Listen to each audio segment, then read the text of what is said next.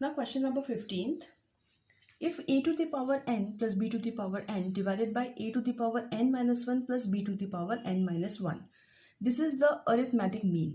मैंने आपको ये एक्सरसाइज स्टार्ट करने से पहले अरिथमेटिक मीन का भी कंसेप्ट बताया था. अब ये क्वेश्चन उसी पे बेस्ड है. इसके बाद हम इसके पे बेस्ड एक एग्जांपल भी करेंगे जो कि आपकी बुक में गिवन है.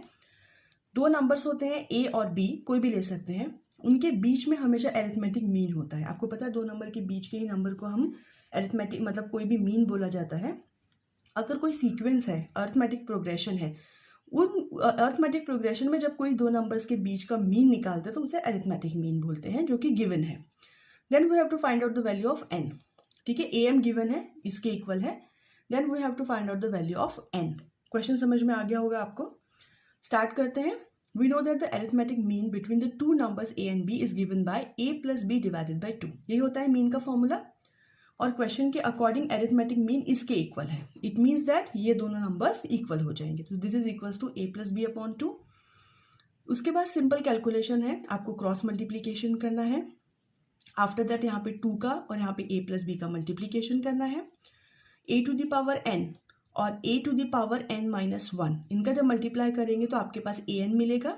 Similarly b to the power 1 and b to the power n minus 1 का जब आप मल्टीप्लाई करेंगे पावर्स प्लस हो जाएंगे. Then you will get b to the power n. Simple है. ये a to the power n और b to the power n को हमने इक्वल्स टू के इधर शिफ्ट किया. यहाँ पे सिर्फ ये दोनों टर्म्स ही बचेंगी.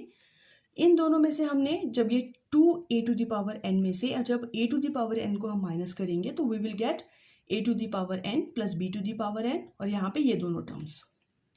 ओके, अब यहाँ पे है a to the power n, इसके साथ मैंने a वाली टर्म को शिफ्ट किया. b to the power n को इसके साथ शिफ्ट किया. दोनों में से मैंने यहाँ पर a to the power n minus 1 common लिया तो यहाँ a माइनस b बचेगा. यहाँ पर भी a माइनस b बचेगा जब b to the power n minus 1 लेंगे आप.